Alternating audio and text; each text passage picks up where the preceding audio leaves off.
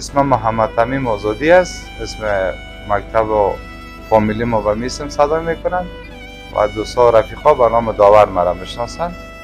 دیگه مدت 5 سال میشه که می کار رستورانداری را آغاز کردیم و تا فعلا ادامه میدیم. زندگی که از هر انسان یک هدف می داشته باشه. زمانی که من متعلم بودم زیاد شوقی نظام بودم. زمانی که مکتب خلاص کردیم کنکور امتحان دادیم و انتخاب ما اکادمی اردو ملی بود، اکادمی نظامی و من خوشبختانه کامیابم شدم. تقریبا 250 چند نمره گرفته بودم و خدا مغفرت کنه قبلگاه صاحب اجازه نداد. نه بچه نظام خوب نیست، کار آزاد پیش ببر. باز بعد از نظام من شوقی زیادتر شوقی رستورانداری بودم. دیگه پشتش هفتیده بودم که بعد یک روز شب ما یک رستوران داشته باشم. آهسته بالاخره خبر روشنی کرد، من موفق شدم یک رستوران جور کردم. بار اول که جور کردم در چهارراه انصاری، دیگه اوجا جور کردم به نام دریا فست فود و رستوران. دوستا مشتریان بلد بودن، میشناسن، از نامش آشنا هستن. دیگه نسبت مشکلات و کم تجربگی و همین مسائل نشد، تاوان کردم اونجا. بعد از تاوان کردم دیگه 4 ماه توقف کردم. 4 ماه بعد پس همین یاد کلمه آمد که من باید دوباره آنلاین شروع کنم و من دوباره آنلاین شروع کردم. خوشبختانه نتیجه هم داد. آنلاین پس مشتریم پیدا شد و من آنلاین که شروع کردم کار بارم خوبتر شد. باز بالاخره من به می چی وادار شدم که یک رستوران کلان جور کنم که در بخشش سالن فامیلی هم باشه، سالن مردان هم باشه، سالن سالگرد هم باشه و ما خدمات تیکاوی سال درب منزل هم داریم. شکر خدا.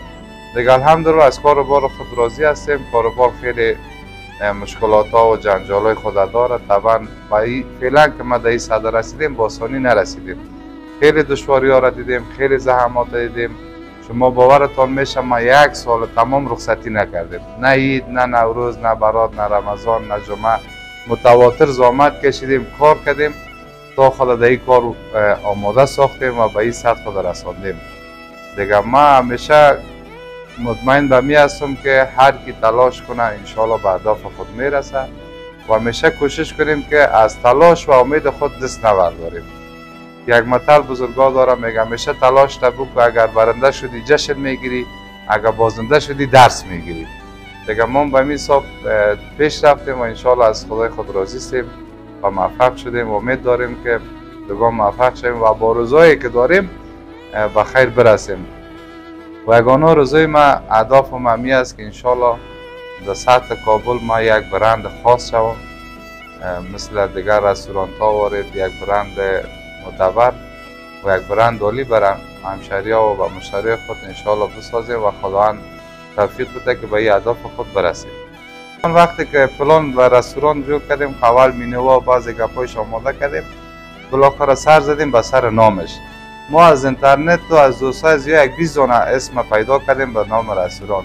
خب سر هر کدامش که ما فکر کردیم یا مچ نمیکرد یا یک جایی بود یا در کشور بیرونی بود، خلاصت مورد پسند ما نبود. بالاخره ما وادار به می شدیم که امی اسم دریام دقات امی 20 دانه اسم بود و ما اسم دریا چون دریا یک چیز پرخیر است، پربرکت است و چیزی است که وقتی که انسان نارام باشه برش آرامش میده دریا.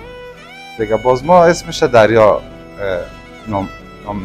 چیز کردیم، چی میگن، نامگذاری کردیم، انتخاب کردیم. رستورانت که اول جور کردم رنگش سیاه و طلایی انتخاب کرده بودم، بک‌گراندش البته یونیفرمای ما سیاه بود و نوشتایش طلایی بود. دیگه اونقدر در رستوران مج نکرد، چون رستوران جایی است که باید آدم شاد باشه، نه که غم انگیز و افسرده و پریشان باشه. و این مفکوره در فکر ما گشت که رستوران بعدی که به خیر انتخاب کردم که جور کردم رنگش سرخ انتخاب میکنم و فعلا سرخ انتخاب کردیم. شکر خدا مشتری ها خوش میکنن. دیگه رنگی است که آدم وقتی که داخل رستوران میشه یک فضای عالی و یک فضای خوش در نظرش بخوره. تو میگه عاشق هستی؟ من میگم بله، عاشق کار خود هستم، عاشق وطن خود هستم، عاشق فامیل خود هستم، عاشق خدای خود هستم. در کاری که عشق نباشه او کار به سرانجام نمیرسه. باید عشق داشته باشی. زمانی که از صبح از خواب بیدار میشی باید یک انگیزه در وجودت باشه که باید یک عشق در وجودت باشه که من باید برم همین کار به شوق به اشتیاق کامل انجام بدم. و از من مسلکم و از من کار و بارم کس یک عشقم است جانم. از ما کس چون از نامش ویداست دریا فست فود، مکمل غذای ما فست فود است. ما از پیزا داریم 6-8 رقم پیزا داریم، دیگه مرغ داریم 4-5 رقم مرغ تیار میکنیم، بال مرغ داریم، دیگه 4-5 رقم برگر داریم، شورما داریم، چیکن بیریانی داریم، خب یک بیریانی خاص داریم. دیگه در پالیش اینمی غذا است، دیگه نوشیدنی است، شیرینی باب است، دیگه می غذا را ما به مشتری خود پیشکش میکنیم. و همچنان در پالی از این غذای ما که در مینو داریم، باز ما دو پکیج عالی بسیار خوب داریم. یک پکیج ما پلیتر فامیلی است برای 6 نفر است، یک پکیج ما پلیتر 4 نفر است و دیگه پکیج ما 2 نفر است. و یک پکیج فعلا تازه جور کردیم برای 1 نفر، مخصوص 1 نفر جور کردیم در بدل 350 افغانی، انشالله برای 2 نفر کفایت میکنه. چون هم غذایش با کیفیت است، هم مزه‌دار است، هم 4 نوع غذا را ما در یک پکیج آماده کردیم که از قبیل پیزا است، چیکن وینگز است، پاپکورن است، چپس است و یک نوشابه در بدل 350 افغانی که شما تصویرش گرفتید. نخست بینندگان عزیز ما میبینن چه قسم چیز است. خدا خوب هستن دیگه. ما چون نظر به شرایط فعلی یک ذره در فامیلا یا بازار نمیبرایم و از ما کاروبار ما که از یافتر ارسال در به منزل است. دیگه ما شکر از کار خود راضی هستیم و در به منزل ارسال میکنیم خدای مشتری ما. از خط تلفنی هم برای ما تماس میگیرن، مشتری ما تماس میگیرن، شماره ما پیشان سیف میباشه و در پالوش واتساپ است. مثال غذا کار دارن، یک پیام میمونن، آدرس و لوکیشنشان برای ما ارسال میکنن که به میتونیم برای ما این مقدار غذا را روان کنیم. باز ما لوکیشنشان همیشه پیشخو ثبت کرده، آدرسشان گرفته، شماره تماسشان باز برشان ارسال میکنیم دیگه. چون ما یک جعبه محفوظ داریم بر سال غذا که غذا تا در منزل مشتری ما که میره صرف نمیشه. اما قدر پروردگار ما را رسانده که از پشت تلفن میفهمیم که مشتری آیا مرازار میده یا دقیق غذا سفارش میده. خیلی دی مشکلات ها سر خوردیم و خیلی تاوانام دادیم، چون اول ما قدر تجربه نداشتیم. مشتری زنگ میزد 1 یا 2 دانه پیزا با آدرس فلانی روان کنیم، ما به بسیار شوق منظم غذایشان آماده که در روان میکردیم. زمانی که در منطقه میرسید یا آدرس اشتباه بود یا خانه اشتباه را میدادن. زمانی که دریور در خانه تک تک میزد که بیادر نام ولی از خدا ما نخواستیم، شماره اشتباه بوده، شماره خدا نگل میکردن. باز ما مجبور میشدیم غذا را پس بیاریم. این به 10-20 بار کار سر ما تکرار شده. باز حال فضل خدا هم امیگاپا یک ذره کم هم شده در مجموع، کسی قدر آزار هم نمیده و در ضمن ما یک ذره فهمیدیم که کی آزار میده کی آزار نمیده. شکر خدا حالا یک ذره آرام هستیم از این بابت.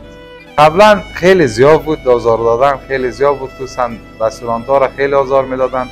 حال گوش شیطانکار انسان خدا یک ذره کم شده، خدا نکنه که باز تکرار شود. خب اونتا خیلی کم شده، چون فعلا با ما تجربه شده که مردم قدر از این آزار اذیت دست کشیدیم دیگه. طبعا فرهنگ ما به شما معلوم است که از آزار دادن لذت میبرن دیگه. فعلا شکر است قدر آزار نمیدن ما. و همیشه ما باعث شد که ما این کس به یاد بگیرم دیگه. و تاریخچه پیزا که از پیزا اصلا از کشور ایتالیا است، از همون قسمتی سرمنشه گرفته آماده شده دیگه، در کشور دیگه تقسیم شده دیگه. در افغانستان فکر کنم که دورانای محمد کرزی همین دورانا بود اوایلش که بعد از که رئیس جمهور شد اون وقت مروج شد در بین مردم تا فعلا. و فعلا خیلی طرفدارای زیاد خود پیدا کرد نسبت به غذای وطنی ما. شما غذای فست فود ما خیلی طرفدارای خاص داره، چون غذای فست فود که ازش کمسیری نیست، یک هواسانه چیزی است، یک چیزی است انرژیزاست، یک چیزی است هواسانه است. بعضی کسا ما مثلا یک پیزا را داردر میمونیم میگی برای 2 نفر کی سیر میکنن. برادر عزیزی به سیر کردن نیست، یک چیز شوقی است، هواسانه است.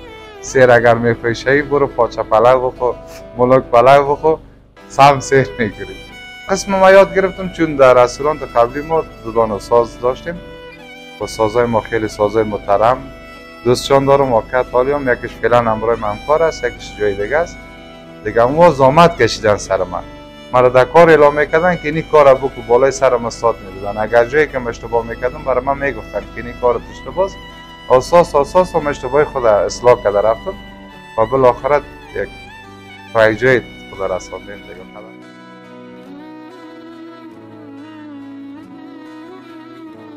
چنا یک مطلب دارم میگه دکانداری که کسی که میخواد بزنس کنه لبخند نداشته باشه اصلا بزنس نکنه، کاروبار نکنه. و اون منوال یک انگیزه میته وقتی که مشتری میاد داخل میشه که را میخونه طبعا یک لبخند در لبایش میاد و مرا خوش میاد وقتی که مشتری پیشانیشان واز باشه و لبخند داشته باشن خوش میاد و اون باعث شد که من نوشته کنم که با لبخند وارد شوید یا داخل شوید دیگه متوجه چیز جور کردیم. زمان ما یک وقت متعلم مکتب بودیم، دوستا رفیقا هر کسی میخواست خالکوبی بکنه چون وقتا نمیفهمیدیم که گناه داره یا ثواب داره قدر معلومات نداشتیم دیگه هر کس هر چیز نوشته میکردن. اون زمان بعضی دوستا اسمای کسایی که دوستشان داشتن فرض مثال دخترها یا کسای دیگه یا رفیقایشان یا حرف نامشان میزدن و من عشق من مادرم بود و من مادر خود انتخاب کردم میجزدم و من پلان داشتم سر قلب خود پدر نوشته کنم باز اجازه ندادن که یا خالکوبی گناه داره باز به اون خاطر ابی مان دیگه تا فعلا دیگه من زیادتر به پدر مادر خود خیلی احترام دارم دیگه خدا پدر من مغفرت کنه با جمله گذشتگان دیگه روی شاد باشه و مادر که ما یکم مریض از دعا میکنیم دوستا را میگیم دعا کنم به خیر شفایاب شود دیگه میوه کامیاب هستن واقعیت آدم هر چقدر خوبی و خدمتشان بکنه بجا نمیشه دیگه خدا همیشه سربلند داشته باشه آرام آسوده باشه.